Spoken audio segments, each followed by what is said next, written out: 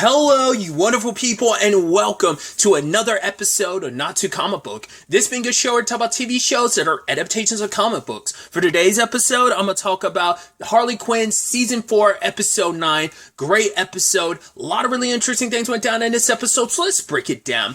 I'll be the first to admit I was not expecting the twist to be what it is. I wasn't expecting Harley Quinn...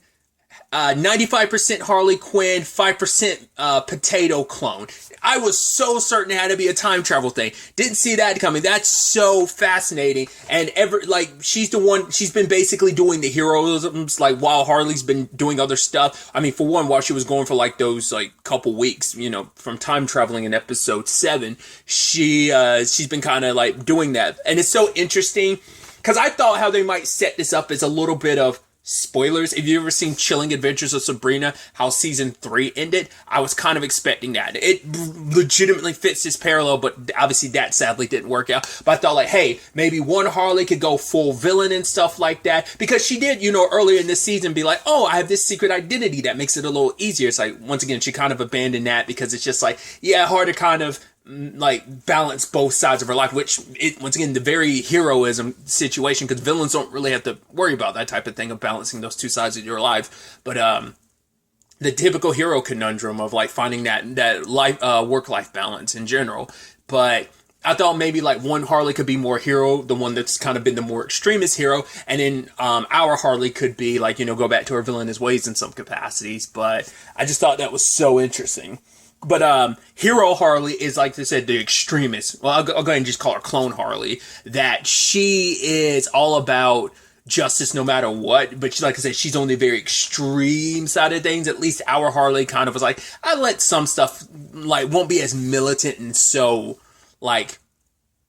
black and white about crime, because she sees it as so black and white, which is so interesting that our Harley doesn't. But it's because she walked the path of the villains for so long, and then she walked the path of anti-hero for a bit. Now she's full-blown hero, so she has a lot more perspective, even though the other Clone Harley has all those memories and stuff. It's just maybe that 5% potato made up that difference in both of them,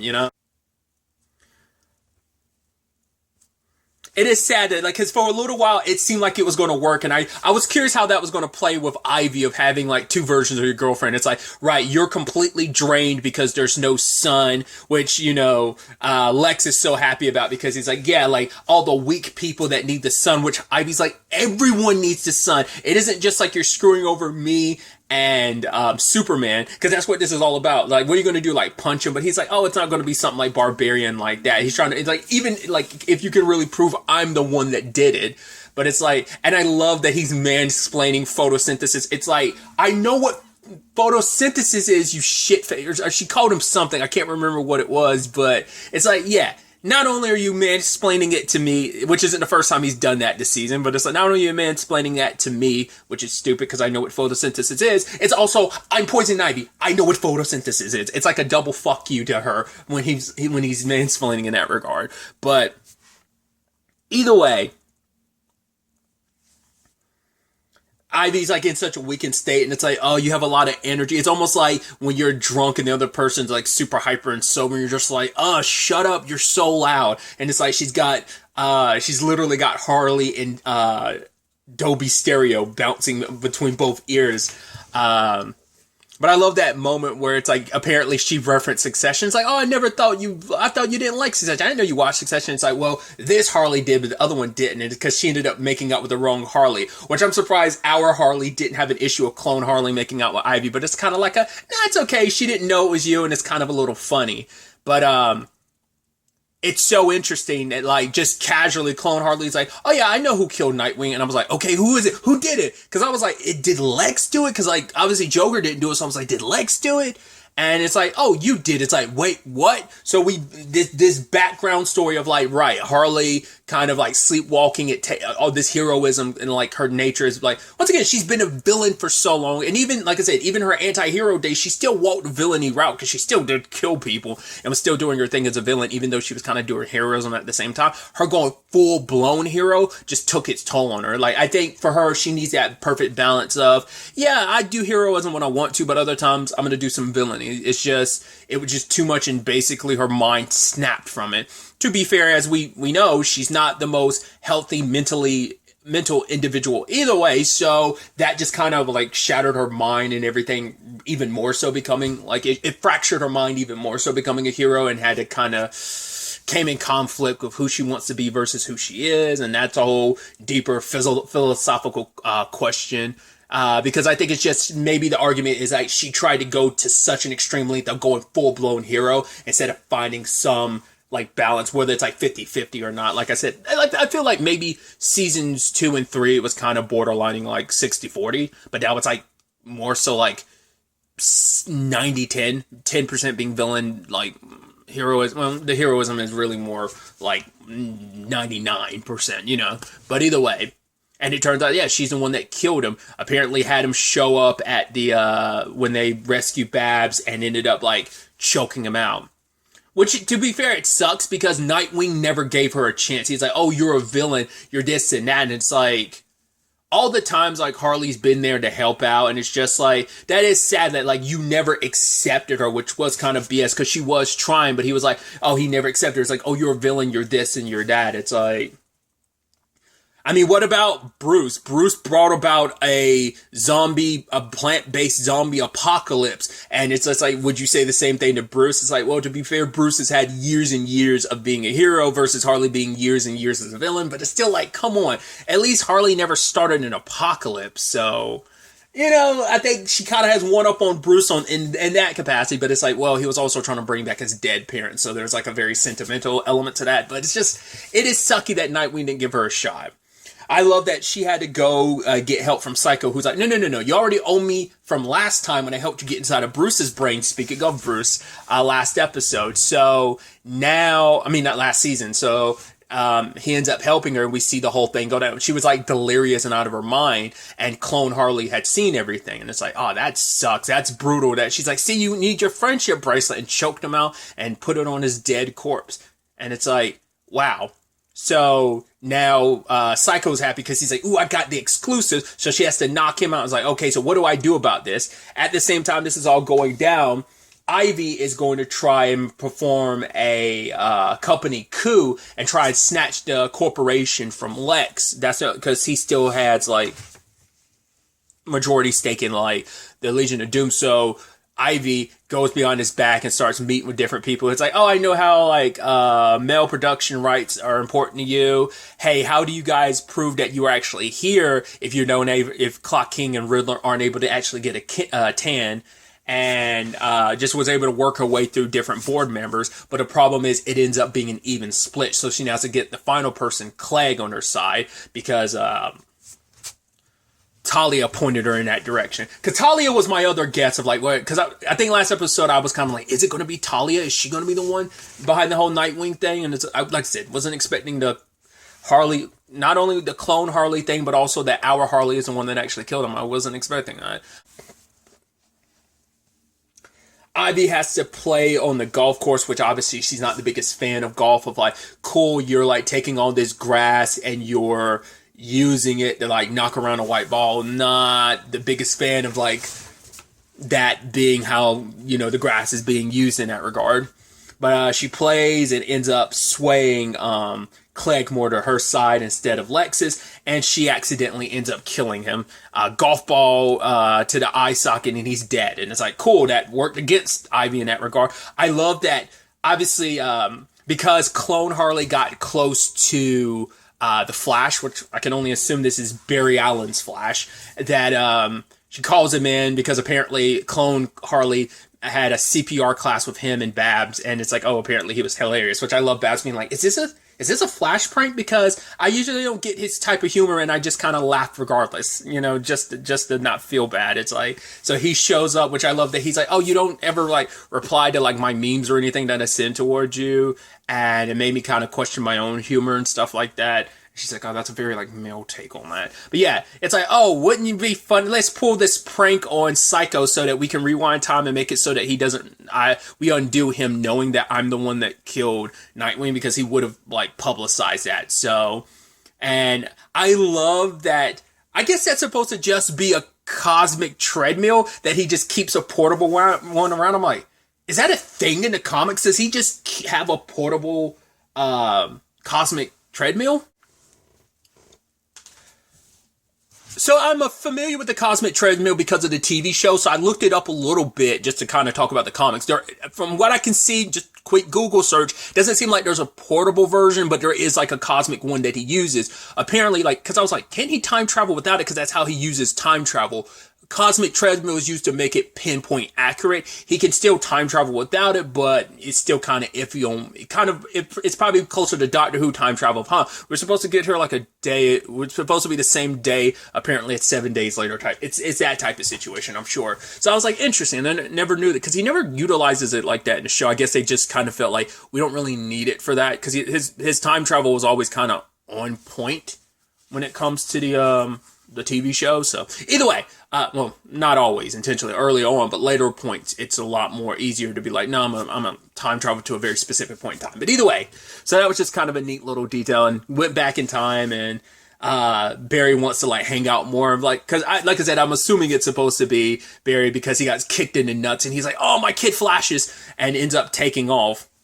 But I also love at the same time, I was hoping Harley was going to call Ivy back and was like, yo, be careful what you're about to do because you're about to kill Clegg. And she kills Clegg again, but it's a different way. I don't know. I think honestly, it's worse because her club flung and it went straight up his ass and through his mouth. I was like, that's brutal. So now it's like an even split. So now Ivy doesn't get to win the vote. But, oh God, Clegg's ex-wife, which I forgot, was it like Danica? Is that her name? I'm blanking on her name, but the reason why she showed up and helped Ivy, because normally she's like, it wouldn't be, but, and because I don't really know you and I don't like your shoes, but your girlfriend Harley, like, cared about my clavicle situation when no one else would. I was like, right, the Professor Pig of it all. And it's like, yeah, and so she voted with Ivy, and they were able to turn the machine off, and now the sun's coming back. But the problem is, like, Ivy's like, I don't feel like this is a victory because Lex gets away. So I'm like, probably going to have to kill Lex. That's probably how you're going to nip this in the bud, potentially. So I could definitely see Lex dying, which is so interesting. Once again, the show's killed off some pretty major villains, but he's been like I love that this season we've gotten to see a side of Lex we've never seen before. He's such an asshole in this, like, I mean, yes, he's a villain, but it's like, he's more of an asshole than, like, it's a very interesting characterization of Lex. It's, like I said, it personifies a lot of his, like, issues as a character, and obviously you put, like, a more dark humor spin to it. Of course, you're going to lean into it and make it seem so, like, I think it's probably also supposed to parody, like, any, like, rich douchebag, which not all rich people are douchebags. I'm sure some people were like, I beg to differ. But it's like he's supposed to lean into like the rich douchebag of it all. And it's like, well, he's always been a rich douchebag, but there's something about his character, you know, you've always kind of accepted it. Like I said, there's different versions and different takes. There's some more smarmy takes, and then there's some more like steadfast and you don't agree with him, but you understand him takes. And then there's just this take, which kind of leans more smarmy take on Lex. But either way, so I think Ivy's going to have to kill him in the end. So he might die in the season finale. We'll see how that plays out. But the whole situation is Harley is dealing with the realization of, holy crap, I killed Nightwing. Like, what do I do? And so Clone Harley arrests her because it's like, right, you're a villain. I'll lock you up. That way you don't have to worry about killing any more of your coworkers. It's like, she's like, I only killed one. It's like, well, as a hero, you've killed one coworker. I guess the argument could be like, you've technically killed more because you killed other coworkers on the villain side of things, but you didn't really know them. Like, you killed Mad Hatter last season, you killed Professor Pig this season, you killed Penguin in season 2. So you've killed fellow coworkers before, just not on the hero side of things. I wonder if that line's supposed to represent. Like I said, she might even, it's like, yeah, we were in a villainy thing, but we weren't like coworkers like me and Nightwing were, but who knows? Maybe that's just me splitting hairs, but but either way, Clone Harley's like, yeah, I'm the better version of you. I'm the full hero you, so I can step in anyway. You know, once again, she sees everything so black and white. Arrested a dude that was trying to, he was trying, it was something with therapy, like he was trying to use something to kind of not have to pay, and she's like, oh, that was like fraud, and then the nun torrented Keeping Up with the Kardashians because she didn't want to like help benefit them or whatever. And it's like, yeah, like torrenting leads to murdering someone, you know, saying that it's a slippery slope, just kind of like, oh yeah, like marijuana is a gateway drug to so much more. It's kind of that same thing of like, yeah, your small crime of torrenting Keeping Up with the Kardashians is the same thing as eventually it's going to be a snowball and eventually will murder someone. Then it turns into a Harley versus Harley situation in front of Batgirl. And I love it's just that typical like thing of like, are you the real Harley? Which one of you's the real one? And it ends up being a situation of Babs ended up figuring out which Harley was the right Harley because their Harley wasn't seeing things so black. Their Harley didn't see things so intrinsically black and white. And so our Harley ends up killing other Harley, and she splashes into mashed potatoes. Would you hear that guy like, oh my god, they're dumping out a whole bunch of mashed potatoes. Hey kids, get your spoons. But now Harley feels bad about it because it's like, right, she knows that she's the one that killed Nightwing, and I love she blames it on clone potato Harley. And it's like, oh yeah, she's his killer, and Batgirl's like, oh, what a B or something like that, because she doesn't cuss it, she like censors herself. But Harley, at the end of the day, it feels like, right, I can't keep going down this route, and she decides she's going to quit being a hero because it's like, right, it's done more harm than good. Trying to live up to Batgirl's expectations and everything kind of led to complications with her relationship with Harley, and also, I mean, with Ivy, and now it's also driven her insane. And it's like, I can't be trusted. Like, if I play this role as a hero, I'm going to snap. Because I think the end result ended up still being this, but I thought Clone Harley was messing with our Harley. I thought that's what it was. I thought she was kind of gaslighting her, being like, oh yeah, you did this, because when she walked away, she was kind of smiling a little. But it's like, right, because now that you know the truth, I'm like, cool, I get to arrest you now. Because it's like, she saw what happened, but maybe she didn't have the full context for it. But it's like, yeah, you've been sitting on this the entire time and you never arrested Harley. So I guess it's like, well, now I'm doing right by you and me. Because, like, right, I could be the hero you've always wanted to be. And this way you don't have to hurt anyone. So I'm actually doing you a good favor. I guess it's like, right, I kind of wonder, even though how binary I see things being so black and white when it comes to good, right, and wrong, I was going to let a lot of that slide. I don't know, maybe she felt like it'd be easier to take you down when you're not expecting it. Because, like, why wait this long, even though, like, that was a couple episodes ago when he died. You could have easily revealed yourself and taken him. But it's like, we wouldn't have the story we're having, like, if you get to in the nitty gritty of, like, it. But, like, it does make you wonder, what was her reasoning? Potato, clone, Harley, what was her decision, her reasoning for stopping? Not waiting this long to act upon that information. But either way, you know, Babs wanted to try and stop Ivy. I mean, God, I keep doing that. Sorry, I'm so sorry. Harley from leaving. I don't know why I keep immediately going Ivy instead of saying Harley. But either way, the end of the episode is Joker shooting her. It's like, oh, it's on his get back at her for ruining everything about, hey, you said I didn't kill Nightwing and you kind of embarrassed me and kind of ruined my rise amongst the villain ranks again. So screw you for that. But also it's like, cool, I am going to make it true now that I've taken down a member of the Bat family other than just Jason Todd. Which is very, because I thought it was interesting. I was like, oh, if Joker actually killed Nightwing, it's like, oh, usually he has his association with Jason Todd and Batgirl. And it's like, oh, here we come. Because he ends up shooting her, which we can only assume when this is all said and done, she's going to survive, but she's going to be paralyzed.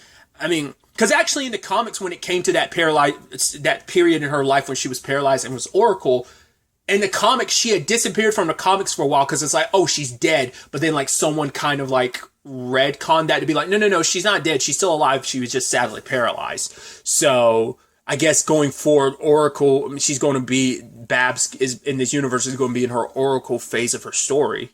And so I guess Harley's going to have to step in because there is still no Bats because Bruce is locked up. Damian, we haven't seen him since, we saw him in episode 7, but we haven't seen him, like maybe episode 6 was the last episode we saw him, maybe?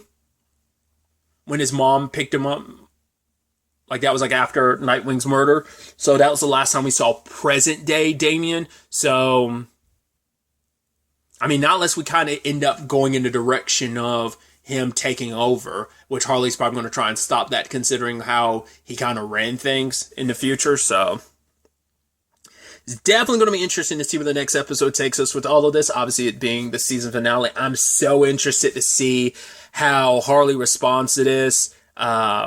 Once again, we haven't seen Joker's family, but they were definitely leaning into the villainy of it all. But we've seen him go the villainous route, but we haven't seen them go down the villain route. Also, I'm sure we're going to get some more Gordon next episode, considering, like, well, Babs did get shot and potentially paralyzed, so he's probably going to show up. And I'm curious how that's going to make him feel, considering he works at the Legion of Doom headquarters and being around villains, and considering Joker just... I mean, yes, your daughter's been fighting villains and you still took the job regardless, but it's also the thing of, it's a little different now. It's like, oh, he shot and potentially paralyzed your daughter. That might actually be the kick in the butt that Gordon needs to kind of get himself together.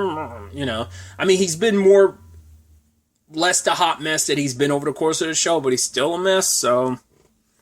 And like I said, the Lex of it all, is he going to live? What's going to happen on that front? It's just definitely going to be interesting to ultimately see where the season finale takes us with all of this. But really, that's all I wanted to talk about. Until the next time we meet, be happy, be safe, live life to the fullest, and enjoy it. Good day, and goodbye.